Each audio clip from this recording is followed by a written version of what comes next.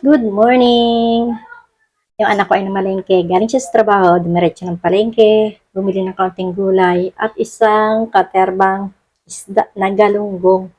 Diyos mio, 2 kilo ba naman, ang dami-dami. Tapos hindi pa pinalinis, ako pa nag-alis ng mga ano. Pero hindi ko pa tapos linisan. Ito, ang dami, sabi ko, namimiss ko yung bangos. Ang nangyari ay, puro galunggong ang dala. Wala raw kasing gano'ng nagtitinda. Siguro nga, kasi, ano ngayon eh, ano bang tawag dito? Sabado de Gloria, no? Walang daan na nagtitinda. Kaya puro galunggong ang bitbit. At ito, lilinisin ko yung isa-isa. Pero nalisan ko na lang siya ng ano, bituka.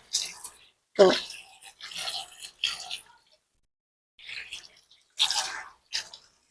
at bubukod-bukurin ko na para hindi plastic ko.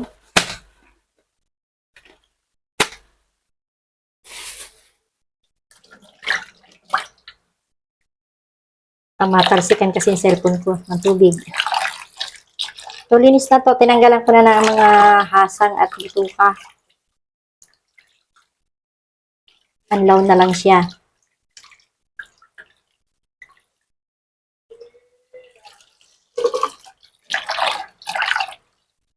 Ang dami, guys. Napakarami. Sa bagay, kasama na rito yung kanilang alaga na aso. Ang kinakain lang naman ng aming aso ay prito. At sila din, ang gusto lang din naman nila ay prito. Taksiyo sa kanya, sa yun. Yung isa, pero yung isa kong anak ay gusto ay prito lang.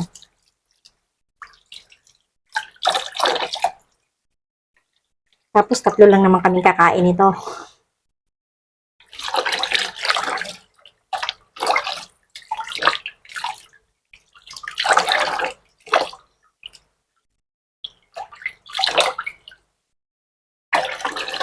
Okay, pa-plastic ko na rin yung iba.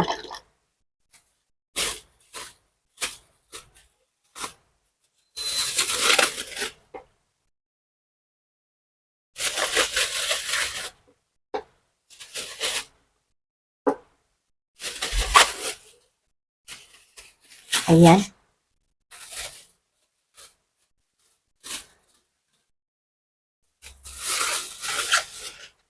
Yata ito eh.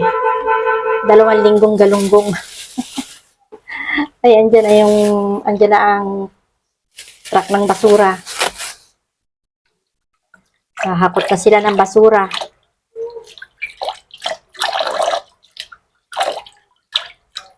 Sasaglit muna ako doon sa labas at kukuha ko yung lagayan ng basura, ipaalis ko na rin kasi kung sino-sino naglalagay ng basura, eh, ang problema, okay lang yun. Ang problema, sinisira ng aso, kinakalat, eh, di ako naman yung taga-linis.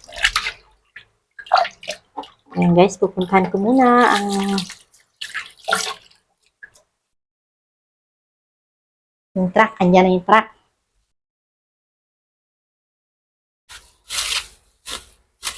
So, last na balot.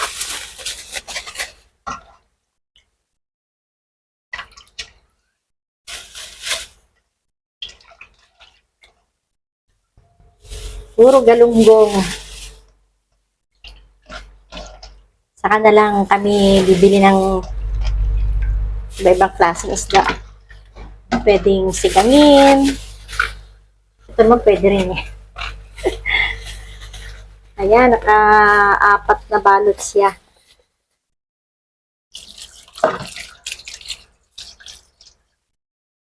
At lalagay ko na sa rep.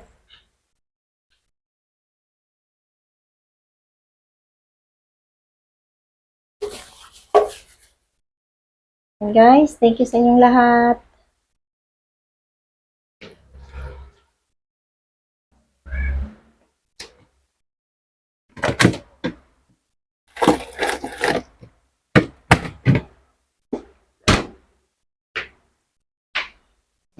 Bye-bye. Please like, share, and subscribe.